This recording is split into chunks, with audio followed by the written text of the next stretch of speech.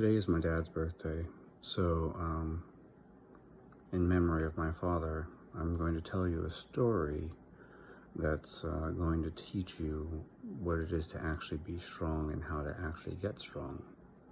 And this isn't some weird metaphor. So my dad was not a huge man. He was like 5'5" and 125 pounds. And even though, Alan Aragon and Russell Taylor told me repeatedly that my dad was fat, I don't think 125 pounds at 5'5" is fat. And I don't think anyone ever looked at my dad and thought of my dad as fat. But whatever. So, as far as I'm concerned, he was a very normal sized person. I think that's a BMI around like 20 something. 20 point something, not 20 something, like it could be 22 or something, but I mean like 20 point something. It's less than 21, it's more than 20. So it's a normal BMI. My dad was not a particularly big guy, which is strange in my family because, well, I guess it's not strange if you know me, because I'm not particularly big myself, but my uncles are all over 6 feet tall, so it's like, what happened? Why did my dad end up being 5'5"? But then again, my grandfather was also short, so I'm not entirely sure what happened there with the genes. My grandmother was on the taller side for a female. My grandfather was on the shorter side for a male. My dad had scarlatina as a baby, which we assume probably actually stunted his growth. But like I said, my uncles were all big men. They're over 6 feet tall, and my dad was 5'5" and 125 pounds, right? This is even like, when he's 60, he's still like 125 pounds. Okay. So I'm going to give you an example of strength, and then I'm going to explain to you how this came to be. So, 2017, I'm in a wheelchair, and I weigh 236 pounds. 236 pounds. That's an important part of this story. And I'm finally leaving the hospital after being hospitalized for months. I had an adrenal crisis and things went sideways. And they're trying to help me get into the car, right? The nurses and hospital staff are trying to help load me into the car. And my dad is just like, I got him. My dad just picks me up out of the wheelchair and puts me in the back of the car. Again, he's like 125 pounds. I'm 236 pounds, and he just scooped me up out of the wheelchair and set me in the back of the car. Drove home, and he literally picked me up out of the car and carried me into the house. Okay. That, as far as I'm concerned, that's real strength. That's not like barbell strength. That's not, that's not gym strength. That's real strength. Another story, another crazy example. Okay, we had a wine cellar because my grandfather had a farm and grew apples, and we made cider, and grew grapes, and we made wine. And there's this giant fucking press. I have no idea how much this thing weighs. It's made out of iron and wood. One day, my dad comes home, and the press is in the back of his pickup truck. How'd you get it in there? I just picked it up and put it in there.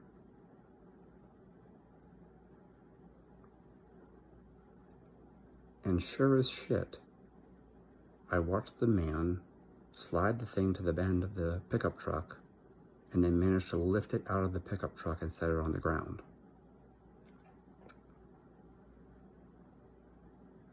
Now, my brother and I are both roughly around 5'10", 5'9", 5'10". Both of us are significantly bigger than my father. I'm like 165 pounds, and my brother is probably, 185, 190. It takes two of us to move that press, and my dad moved it by himself. Okay. So this is the story, and this is how you actually end up getting strong. The way that you actually end up getting strong, real world strength, is through physical labor. My dad did physical labor his entire life. He grew up on a farm. He worked in construction. My dad did physical labor his entire life. I remember we were building a retaining wall. My brother and I are teenagers. I'm maybe 17 and my brother would be like 14 or 15 at the time, depending on the time of year, right? It takes two of us to pick up a railroad tie and move it. My dad would scoop up a railroad tie by himself, almost like a Zercher squat looking thing, and carry a railroad tie by himself. Now, if you've ever carried railroad ties, you know that these are very, very heavy. I have no idea how I managed to do that shit. This is not a big man. He could pick up a railroad tie and carry it. Roofing, my dad would everyone else would grab like one stack of shingles and struggle their way up the ladder. My dad would grab two and go up the ladder just as fast as if he had nothing. I'm sure this is due to the fact that he did years and years of roofing, and so you develop this strength. And these are just a few quick examples of his ability to do work, real work.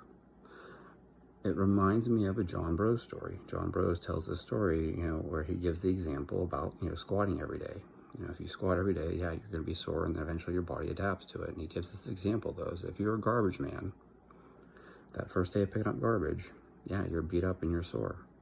And then you do it every day for years and years and years, and eventually it's just another day. And I can tell you from my own experiment of daily squatting, so I have been squatting, I was squatting every day for a long time, and then I had an adrenal crisis, which obviously put a stop to that. But then when I got out of the hospital, I started squatting every day again. So I don't know how many years I'm on now. Since I came home, it was May 3rd, 2017. So probably within a week of that, I started squatting again. So since 2017, I've been squatting literally every single day, no days off. There has been 0 days where I didn't do squats. So that's like 7 years now. 7 years of squatting every single day. I no longer get sore from squatting. That stopped a long, long time ago. And it doesn't matter how much I squat. I can do stupid things like putting 95 pounds on the bar and squatting it for 100 reps, or I can go heavy and do singles at 335, 345. It doesn't seem to change things. I'm doing front squats, by the way, not back squats. And yeah, I don't even get sore anymore. Your body just adapts to it. Of course, that's gym strength. That's a barbell. It's perfectly loaded. It's balanced. It's actually very easy if you think about it. This is not like moving a refrigerator or a washing machine. This is not like moving a railroad tie. And so my point here in this story is, how do you build real-world strength? Well, you build real-world strength by doing real-world things. You pick people up, you pick things up, you pick up odd objects, you do physical labor, you swing a sledgehammer all day. You work in construction, you turn bolts, and God, my dad had Popeye forearms. That is one thing that you have to say about my dad. My mom even said it when she first met my dad. The first thing that she noticed about him was the size of his forearms. He had huge muscular forearms. And that comes from turning wrenches all day.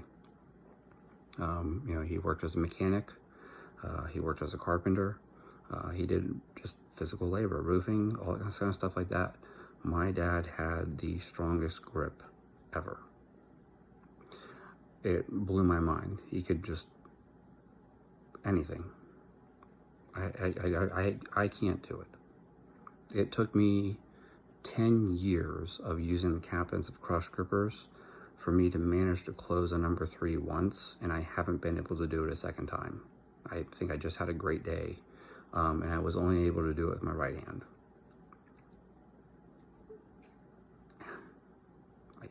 I still haven't done it again.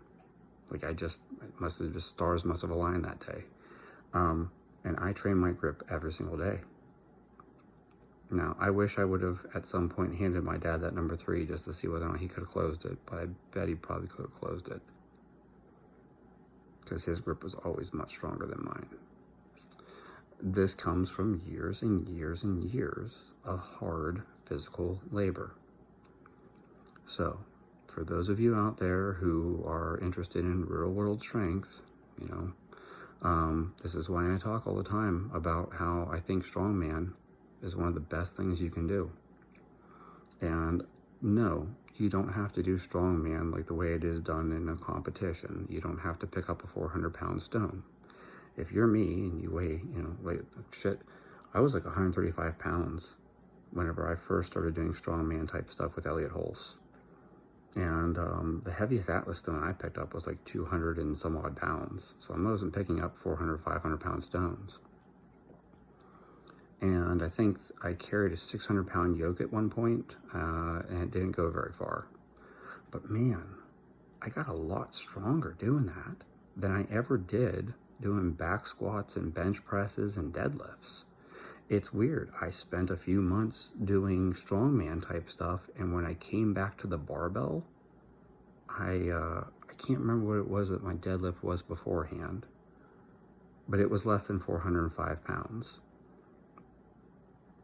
After doing strongman, I pulled 405, double overhand, and that definitely wasn't a 1-rep max. So lifting heavy stones and logs and all this stuff like that, yeah, that actually made me stronger. And when I came back to a perfectly balanced barbell, it was easier. Okay. Mind you, I gained quite a bit of weight during that time too. I was 135 pounds when I started, and I just ate like crazy, because I don't care about having abs. That never mattered to me. I just wanted to get crazy strong. So I ate everything in sight. And after a few months of training like that and eating just copious amounts of food, pretty sure I probably weighed somewhere around 155, 160 pounds at that point. No, I didn't have great chiseled abs for the Instagram, but I got stronger. And so I'm going to tell you that I think the secret to real world strength is not only physical labor, right? But I think it's you picking up heavy things just in general. So you can do that in the gym. You can do sandbags, you can do Atlas stones, you can do logs, you can do all that kinds of stuff. Carrying heavy yokes. I think that the odd objects and lifting just unusually shaped things, cinder blocks for that matter, log carries, whatever it is, I think that's where we get real strength from. That's the strength that you can apply to shit. You know, I'll never forget, this is one last story, and this one's not about my dad. We had this huge couch. It was ridiculous. I'm not going to go into a story about my ex. And we hired movers because we had a lot of furniture and we had to get out like very quickly. So like this was not something I could move all the furniture in one day. You can't do that by yourself.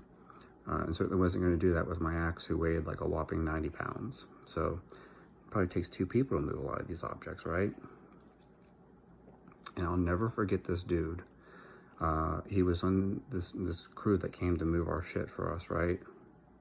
And the problem was that the couch, I don't even remember how the hell we got the couch in the house, but they couldn't get it down the stairs because the stairwell had like a turn to it. And so he took it out the back, like through our back, and so this is only the second story here. And he took out the back door, and he's standing on our balcony, and he lifted the couch over the balcony and lowered it down to the guy below, and he didn't drop it. It's a huge fucking couch, and it was very, very heavy. And I was like, how did he do that? I have no clue how he did that. Well, I'll tell you how he did it. It's because he moved furniture all day, every day. That's what he did for a career. That's what he did as a job. That's all he did every day, moving heavy furniture. So, real world strength, yeah, be a mover. It's no different than, like, I remember my dad moving pianos. My dad would move a piano. You ever try to move a piano? Those are fucking heavy. We had an upright grand. And my dad somehow, I don't even know how he did it, because I was too little, I was a child. I don't remember him doing it even. But he moved an upright grand piano into the basement and then somehow managed to move it out of the basement and back upstairs again later. I don't remember him doing this. Like I said, I was a child, maybe 3 or 4 years old. But the very fact that he did this, it's like, piano is very, very heavy. So, how do you develop real world strength? Well, you do real world things. You pick up heavy shit, you move it. It's really not that much of a secret or a hack or anything. It's just, like, that's just what it is. And so as much as we love to watch guys on Instagram, you know, it's such a joke, but, you know, you'll see guys doing a 750-pound deadlift with a deadlift bar, and they're using, you know, deadlift hooks. So, you know, once you take the slack out of the bar, the range of motion that the weight is actually off the floor is like 2 or 3 inches. Might as well just do a rack pull, dude. You know, or we see people squatting some absurd amount of weight, but they have like a squat suit on underneath their clothes, or, you know, we're well aware of people using fake plates. There's an individual who, you know, posts videos of himself doing behind the neck presses with 405 pounds for sets of 5, and then he shows up at meet and bench presses 440 for a single. Yeah, how could you behind the neck press 405 for a set of 5, and then you only bench 440 at a meet? Unless maybe those plates on the bar in your Instagram reel aren't actually 45 pounds. You know, the point here being, as much as we love watching this stuff, there's a lot of really strong people out there, and they do real work, and they move real things. They move heavy shit. And I'd much rather be useful and able to move heavy shit in the real world than to impress you with my, you know, 200 kilo front squat with a perfectly balanced bar. Just a thought. I still like squatting. I still like lifting weights. I still like barbells. I still enjoy doing that because I like the sport of weightlifting. But if you want to be strong, real world strong, it's really quite simple. Do physical labor.